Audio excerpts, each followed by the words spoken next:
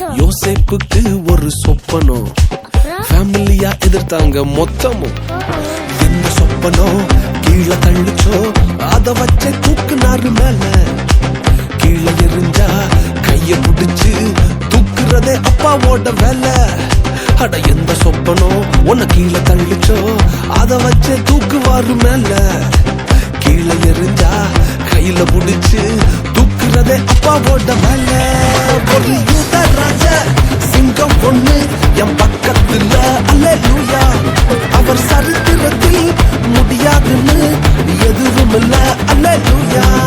ஒரு யூதராஜ சிங்கம் பொண்ணு என் பக்கத்துல, அல்லேலூயா. அவர் வரலாற்றில் முடியாதுன்னு எதுவும் இல்ல, அல்லேலூயா.